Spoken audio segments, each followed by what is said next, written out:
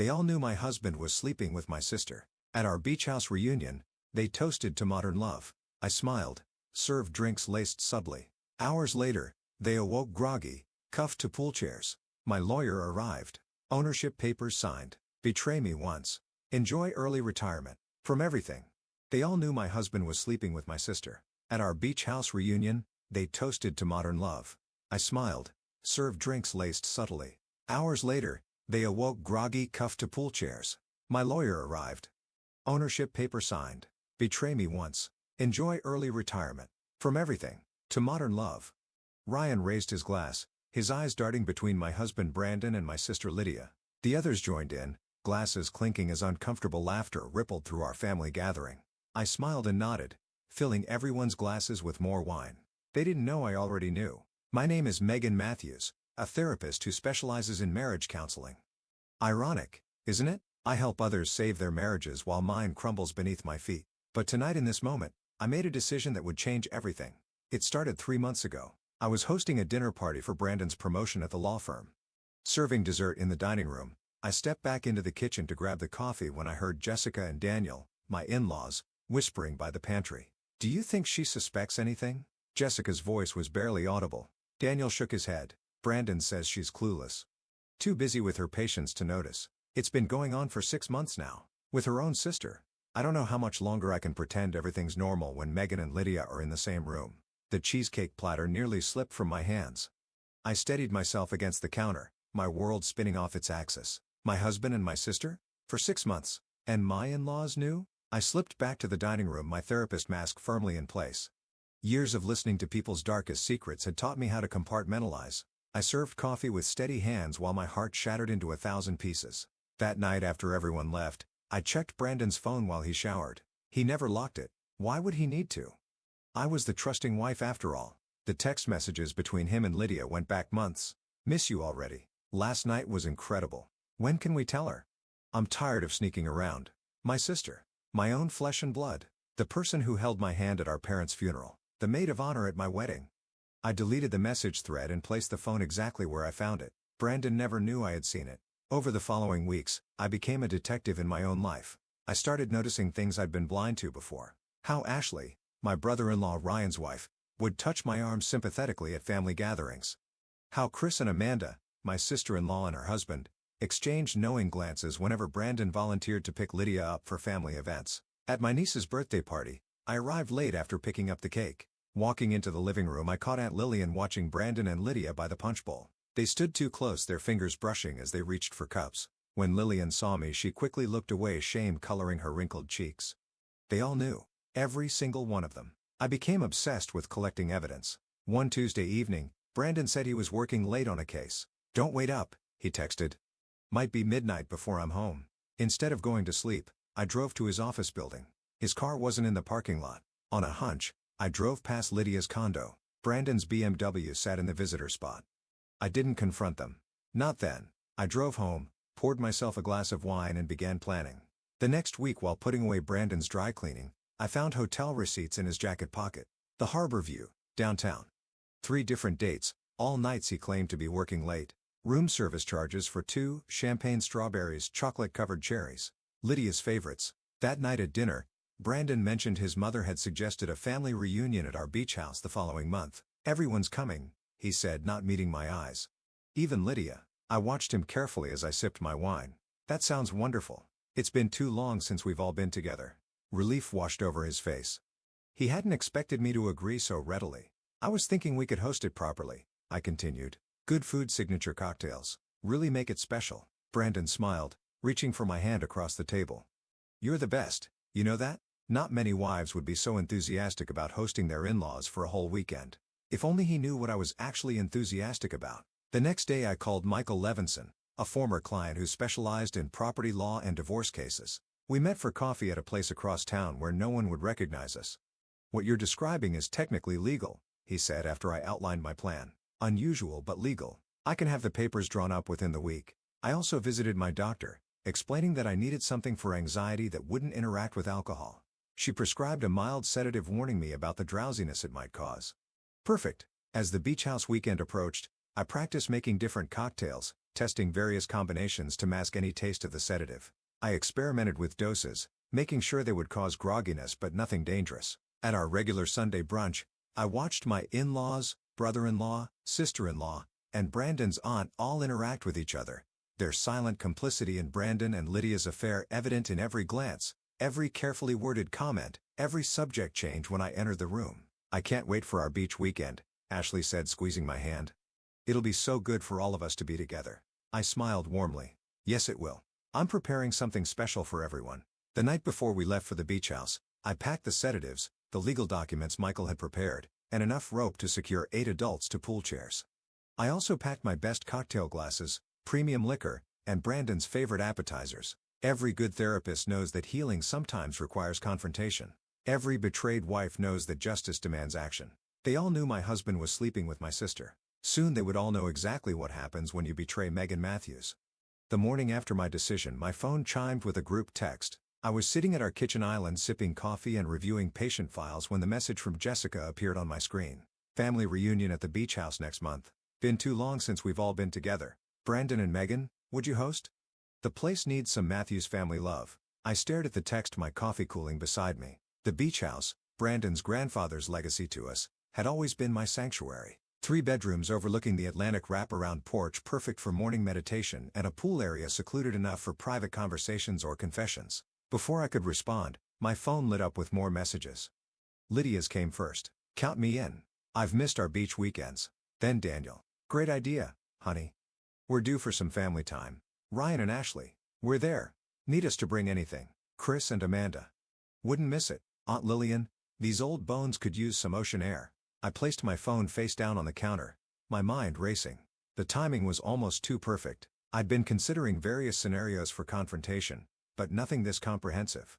Here was an opportunity to address everyone at once. In a controlled environment. My controlled environment. Brandon came downstairs, hair still damp from his shower. "Did you see Mom's text? About the beach house?" I nodded, watching him carefully. "I did. What do you think?" He poured himself coffee, not meeting my eyes. "I think we should do it." His enthusiasm seemed forced, over-eager. "You sure? We haven't opened the house since last summer. It'll need cleaning, stocking. I can take a day off to help get it ready." He came around the island, resting his hands on my shoulders. "Come on, Meg. It'll be fun having everyone together." I leaned into his touch, remembering when his hands on my body didn't make my skin crawl with betrayal. "Including Lydia?" His fingers tensed slightly before resuming their gentle massage. "Of course, she's your sister, and everyone loves her." "As I thought. Especially you." "All right," I said, turning to face him with my practice therapist smile. "Let's do it. Next month works with my schedule." Relief washed over his features. "Great. I'll tell Mom we're in." He texted back immediately, then kissed my forehead before heading to work. I remained at the island, possibilities unfolding in my mind like origami, precision folds creating something both beautiful and sharp. I responded to the group message. "We'd love to host. Brandon and I will handle everything. Just bring yourselves in good energy." The following day, Amanda called to suggest we shop for supplies together. "I know how much work hosting can be," she said. "Let me help." We met at Costco 3 days later, pushing oversized carts through aisles of bulk goods. Amanda chatted about her children, neighborhood gossip, everything except the elephant trampling through our conversation, her knowledge of my husband's infidelity. As we compared beach towels, I seized my opportunity. "Amanda, can I ask you something professional?" She looked up surprised. "Of course. I have this client." "The famous client scenario?" She laughed nervously. "Very therapist of you." I smiled. "Humor me. This client suspects her husband is having an affair. She's seeing signs, catching whispers. But what's really hurting her is that their family seems to know, yet no one's told her." Amanda's face paled. She busied herself examining a towel stitching. Maybe they don't want to hurt her. Or maybe they're protecting him." I placed beach towels in my cart. "When do you think silence becomes complicity?" Her hands trembled slightly as she reached for sunscreen. "That's complicated. How long has this been going on with your client?" That's what she's trying to figure out. "When did people start knowing? A month ago? 6 months? A year?" I maintained my casual tone, selecting snacks from a display. "She wonders who knew first." Amanda swallowed hard. "I'd imagine it would be whoever was closest to the husband or the other woman." "Makes sense." I moved toward the alcohol section. "For the beach weekend, do you think margaritas or mojitos?" "Both." She seemed relieved by the subject change. "Megan, about your client, let's get tequila and rum." I interrupted. Cover all bases. By checkout, I pieced together more of the timeline. Amanda's nervous responses confirmed what I suspected. The affair had been going on nearly a year, and Chris had known first, having accidentally seen texts on Brandon's phone during a golf outing. The knowledge had spread through the family like a virus, infecting everyone but me, the supposed patient zero. The week before the beach weekend, Brandon left his laptop open while showering. We'd always shared passwords. Another irony of our supposedly transparent marriage. I navigated to his email searching for Lydia's name. I found dozens of messages dating back 14 months. My hand shook as I opened the most recent exchange from 2 days earlier. Brandon, everything's set for next weekend. Megan's clueless about the real reason for the gathering. Lydia, are you sure this is the right time? Everyone in one place feels risky. Brandon, it's perfect. Mom's idea of a reunion gives us cover. After a few drinks, we'll tell her together. The family being there will keep her from making a scene. She cares too much about appearances. Lydia, what about the house? Doesn't half of it belong to her? Brandon, technically yes. But Dad's looking into options. Don't worry about that part. Lydia, I love you. Can't wait to start our real life together. Brandon, one more week then no more hiding. Love you more than anything. I closed the laptop, ice crystallizing in my veins. They planned to ambush me, to announce their relationship and minimize my reaction by having the family present. And apparently, Daniel was helping them find options regarding my half of the beach house. I called Michael immediately. I need those papers by Thursday. And bring copies, enough for everyone. Everyone. He sounded concerned. Megan, are you sure about this approach? Absolutely. My voice was steady despite the rage pulsing through me. I want it ironclad. No loopholes. It will be. He paused. What about the other part of your plan? Already handled. I'd visited 3 different pharmacies, using cash and wearing sunglasses. The sedatives were measured and ready. Just be at the beach house by 9 p.m. on Saturday. Use the service entrance. That evening I smiled through dinner with Brandon, discussing menu plans for the weekend. He suggested Lydia's favorite seafood paella. I countered with individual cocktails paired to each person's taste. You know what everyone likes? He seemed impressed. Of course, I replied, refilling his wine. I pay attention to the people I love. The last few days before the beach weekend passed in a blur of preparation. I cleaned the house myself, declining Brandon's half-hearted offers to help. I wanted to know every inch of the battlefield. I packed sedatives in my toiletry case, legal documents in my laptop bag, and rope in the trunk of my car hidden beneath beach gear. I prepared food that could be served cold, elegant appetizers requiring minimal last-minute attention. Friday morning as we loaded the car, Brandon received a text that made him smile. He didn't know I'd seen his screen light up with Lydia's name. Ready? He asked, sliding into the driver's seat. Everyone's meeting us there around 4. I buckled my seatbelt, smoothing my sundress. I've been ready for this for quite some time. He turned to me, his expression softening. You're amazing, you know that? Most wives would complain about hosting the in-laws for a weekend. I reached over to squeeze his hand, the gesture requiring every ounce of my therapeutic training in maintaining a calm facade. Trust me, I said. This is going to be a weekend none of us will ever forget. We arrived at the beach house just after noon on Friday. The familiar salt air should have been comforting, but instead, it felt like the calm before a storm. Brandon carried our bags inside while I stood on the porch, watching waves crash against the shore. This house had been our dream once. A place where we'd planned to raise children, host family holidays, grow old together. Now it was my battleground. I'm going to pick up some ice and extra drinks, Brandon said, jangling the car keys. Anything specific you need?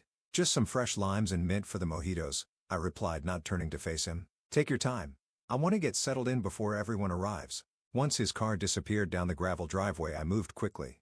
I'd already stashed the legal documents in my bedside drawer and hidden the sedatives in my toiletry case.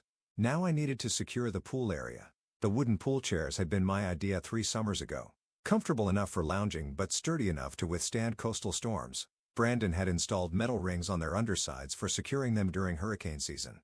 Those rings would serve a different purpose tonight. I retrieved thin nylon rope from my suitcase, cutting 8 equal lengths and coiling each one neatly. I tucked them under cushions near each chair, positioned strategically around the pool. To casual observers, they'd look like just another part of the beach house's nautical decor. My phone rang. Michael.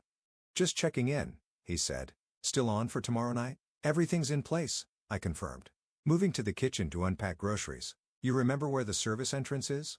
Behind the garage through the hedge pathway. 9 o'clock sharp. And the documents? Ironclad. I've prepared individual packets for each person.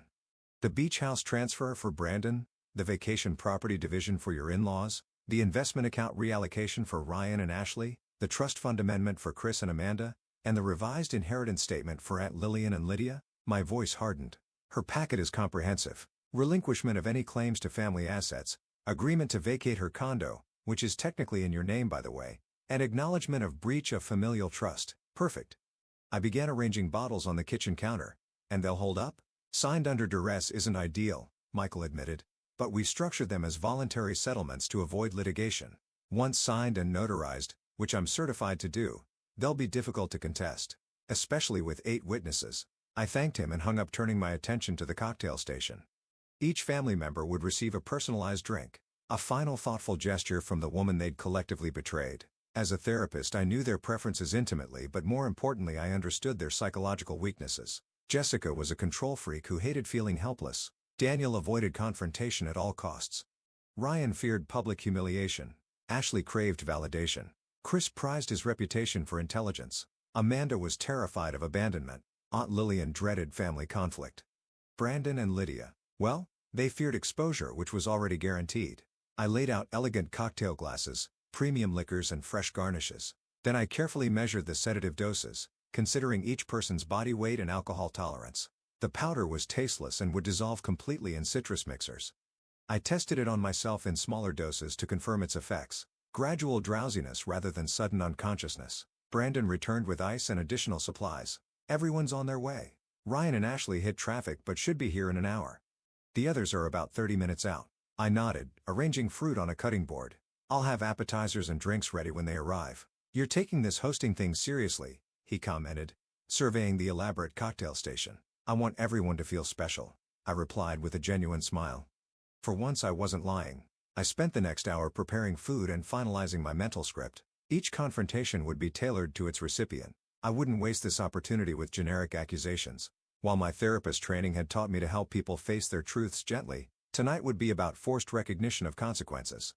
Headlights swept across the living room as the first car pulled into the driveway. Jessica and Daniel emerged, followed closely by Chris and Amanda in a second vehicle. Aunt Lillian rode with them, her silver hair catching the late afternoon sun. Minutes later, Ryan and Ashley arrived. Brandon greeted them with hugs and handshakes while I arranged appetizers on the patio table. Through the sliding glass door, I watched Lydia park her compact car beside the others. She hesitated before exiting, smoothing her hair and checking her reflection. Even in betrayal, my sister remained conscientious of appearances. I took a deep breath and stepped outside, welcoming smile fixed in place. Everyone. So wonderful to have you all here. Hugs were exchanged, compliments on the house offered, overnight bags deposited in respective rooms. I noted the nervous glances between Brandon and Lydia, the way Jessica squeezed my shoulder a beat too long, how Ryan cleared his throat repeatedly when speaking to me. Megan has prepared specialty cocktails for everyone, Brandon announced as we gathered on the patio overlooking the pool.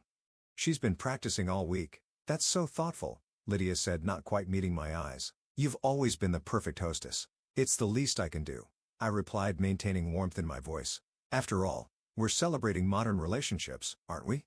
A charged silence fell over the group. Brandon laughed nervously. Let's get those drinks started. I moved to the outdoor bar I'd set up, calling each person over individually. Jessica, I've made you a ginger peach martini, crisp and controlled just like you. I handed her the pre-prepared drink, complete with decorative sugar rim and peach slice. Daniel, a smoky old-fashioned with extra bitters, complex but ultimately smooth. The amber liquid swirled in the crystal glass as he accepted it with a forced smile. One by one, they received their personalized cocktails, each containing its carefully measured dose. Ryan's tequila sunrise, Ashley's raspberry mojito, Chris's bourbon sour, Amanda's cucumber gin fizz, Aunt Lillian's spiked lemonade. For Brandon, a top-shelf whiskey with a splash of water, his standard drink. For Lydia, a passion fruit margarita with extra salt, always her favorite. A toast, I said, raising my own glass, containing only the mocktail version I'd prepared. To family, and all the secrets we keep for each other. Nervous laughter rippled through the group as glasses clinked. I watched as each person took their first sip, then their second. Conversation gradually resumed, tentative at first, then flowing more freely as the alcohol and sedative began to take effect. The sun dipped below the horizon, painting the sky in deepening shades of orange and purple. I turned on the pool lights and patio lanterns, creating the perfect ambiance for both relaxation and revelation.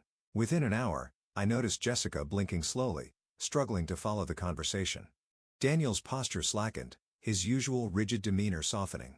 The others showed similar signs: slight slurring, Heavier eyelids, delayed responses.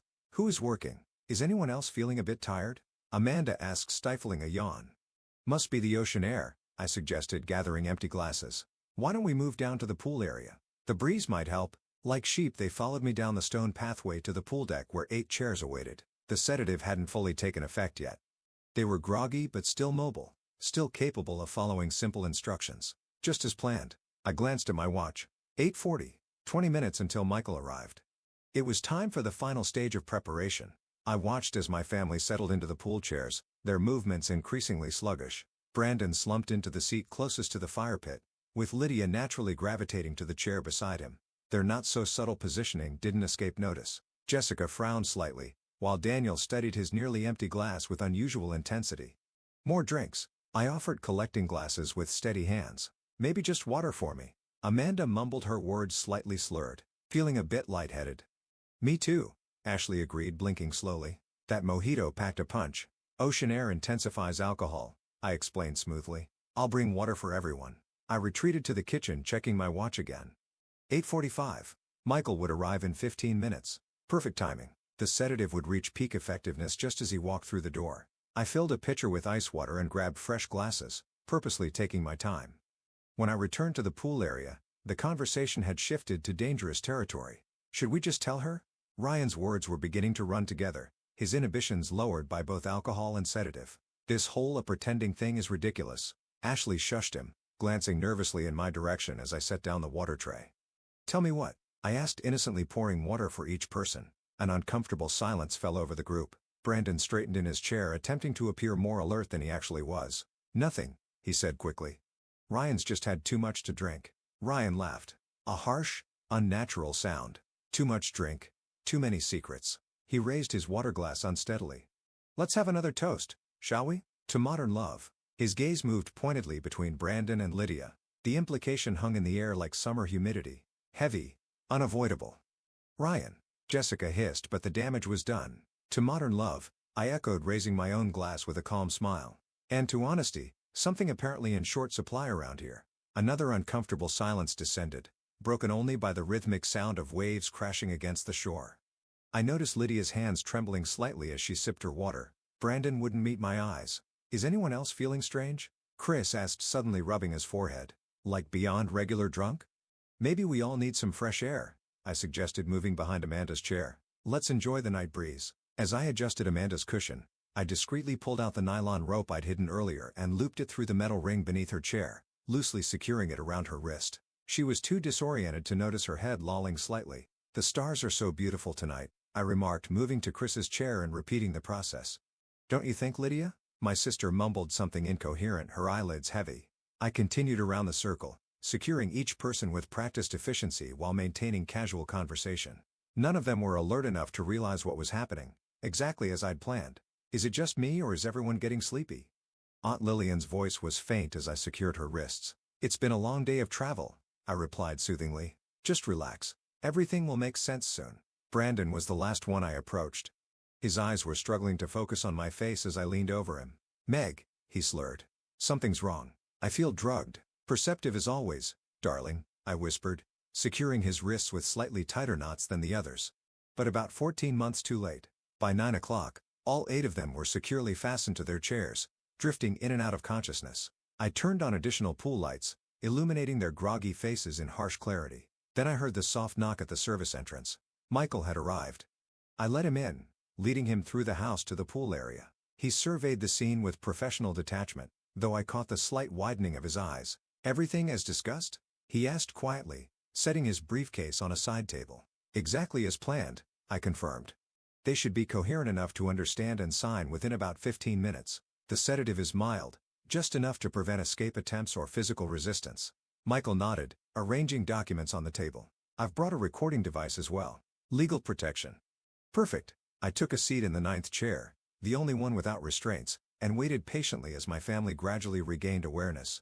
Brandon was the first to fully comprehend his situation, yanking at the ropes with growing panic. What the hell, Megan? He demanded, voice hoarse.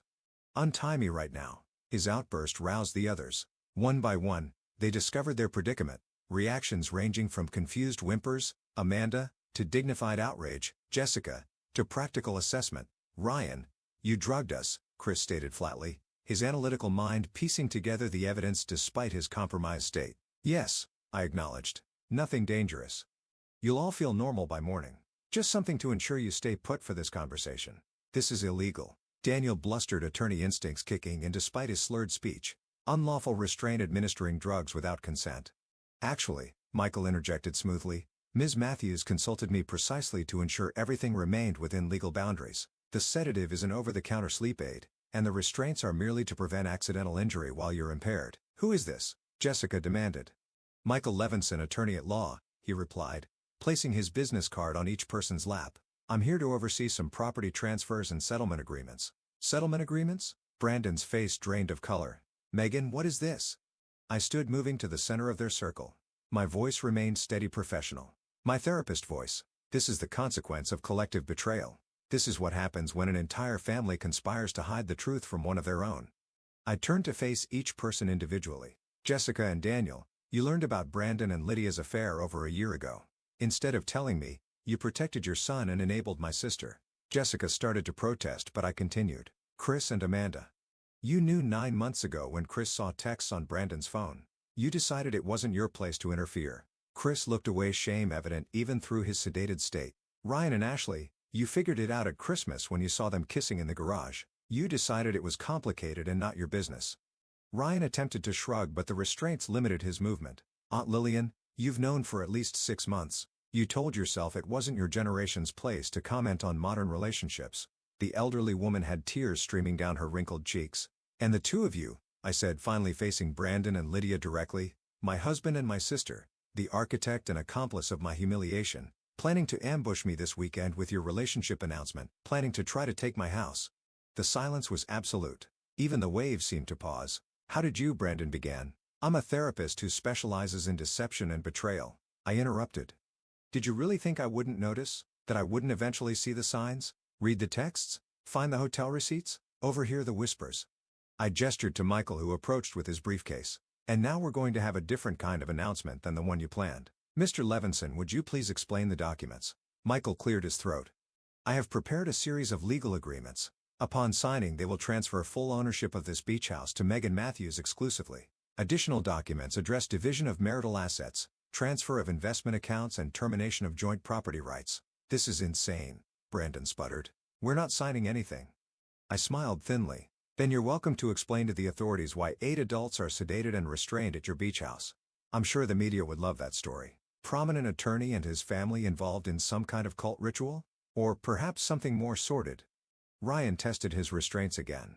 This is blackmail. No, I corrected. This is justice. You all participated in my humiliation. Now you can participate in my liberation.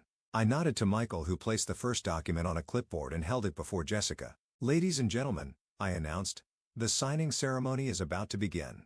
And trust me, you'll all want to sign. Jessica was the first to sign, her hand trembling but her signature still recognizable. The former elementary school principal had always valued order above all else, and even in this extraordinary situation her ingrained respect for procedure won out. Smart choice, I murmured as Michael moved to Daniel. My father-in-law hesitated, legal training battling with self-preservation. This won't hold up in court. Duress invalidates. Daniel, I interrupted, your son was planning to take my half of this beach house with your legal assistance. I have the emails. Sign the paper or explain to your law partners why you were drugged and tied to a chair at your son's beach house. After another moment's hesitation, he scrawled his signature across the line. Ryan and Ashley signed more quickly, their younger faces still showing shock but also a hint of guilty relief, as if being punished somehow absolved them. Chris hesitated until Amanda whispered, "Just do it," then signed with a defeated slump of his shoulders.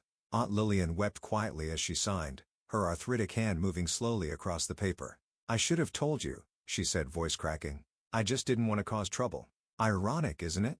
I replied, not unkindly. Her betrayal had hurt less than the others. She'd always been a peacekeeper rather than a truth-teller. Then it was Lydia's turn. My sister's documents were the most extensive, relinquishing any claim to family properties, forfeiting her position as my healthcare proxy and insurance beneficiary, and acknowledging a complete severance of our relationship. "Megan, please," she whispered. Mascara streaked down her pale cheeks. "We're sisters." I corrected. "Sisters don't sleep with each other's husbands." "I love him," she insisted, as if that explained everything, excused everything. And I loved you, I replied simply. Sign the papers, Lydia. She did her signature, a messy scrawl that barely resembled her usual artistic flourish. Finally, Michael presented the last clipboard to Brandon. My husband, soon-to-be ex-husband, glared at me with a mixture of rage and disbelief. You've lost your mind, he spat. I'm not signing anything. I leaned close, keeping my voice low and steady. The thing about being a therapist, Brandon, is that people tell me things. Like your client Thomas Reeves, the one who confessed to tax fraud during your consultations, or Catherine Wilson, whose offshore accounts you helped establish. I keep excellent notes. His face went ashen. You wouldn't I? You've spent 14 months betraying me with my own sister while our entire family watched and said nothing. You don't know me at all anymore. The pen shook in his hand, but he signed all 3 documents: the beach house transfer, the divorce agreement, and the non-disclosure contract. Michael notarized each signature efficiently, then gathered the papers into his briefcase. I'll file these first thing Monday morning, he informed me. Everything appears to be in order. I nodded, suddenly feeling hollow despite my victory. Thank you, Michael. You can go now. After he left through the service entrance, I faced my family again. The sedative was beginning to wear off, their expressions showing more clarity and comprehension of what had just occurred. What happens now? Amanda asked quietly. Are you going to leave us here all night? I shook my head and began moving around the circle, untying each person's restraints. No. You're all free to go. The effects of the sedative will wear off completely within the hour. I wouldn't recommend driving until morning though. So that's it? Brandon demanded as I untied him last. You drug us? Blackmail us? Take everything and just walk away? I stepped back, regarding him calmly. Not everything. Just what's rightfully mine, plus compensation for your betrayal. The divorce papers give you your clothes, your car, and your personal items. The rest, including your partnership share in the law firm, goes to me. You'll never get away with this, he growled. I already have. I gestured toward the house. You all might want to gather your belongings. I expect the property vacated by noon tomorrow. One by one they shuffled toward the house, unsteady but moving under their own power. Only Lydia remained still seated, though now unbound. You've thought of everything, she said softly. The perfect revenge. Not revenge, I corrected. Justice. There's a difference. Will you ever forgive me? I considered her question seriously. No, I finally answered, but I will forget you, which is a mercy you don't deserve. She nodded, tears flowing freely, and followed the others inside. I remained by the pool watching moonlight dance across the water's surface. For the first time in 14 months I felt like I could breathe fully. 3 weeks later I signed the final paperwork selling the beach house. The new owners were a young couple expecting their first child, starry-eyed and hopeful in a way that made my chest ache with both envy and nostalgia. Congratulations, I told them, handing over the keys. Make happy memories here. The real estate agent shot me a curious look. She'd heard rumors about the unusual circumstances of my sudden divorce and property acquisition. But the sale was legitimate, the money now safely transferred to my account. I walked away from the closing without looking back. The following day I signed a lease on a new office space in a different part of town. The suite was twice the size of my previous practice, with an airy waiting room and 3 consultation offices. The sign installed above the door read, Phoenix Therapy Services, Healing After Betrayal. Brandon had contested the divorce agreement, of course, but withdrew his objection when I had my attorney deliver copies of those client files I'd mentioned. The law firm conducted a quiet internal investigation, resulting in his voluntary resignation. Last I heard, he and Lydia had moved to Arizona, where he was trying to rebuild his practice and reputation. The others had scattered back to their lives, though family gatherings would surely be awkward for years to come. Jessica had called once, leaving a voicemail that wavered between apology and justification.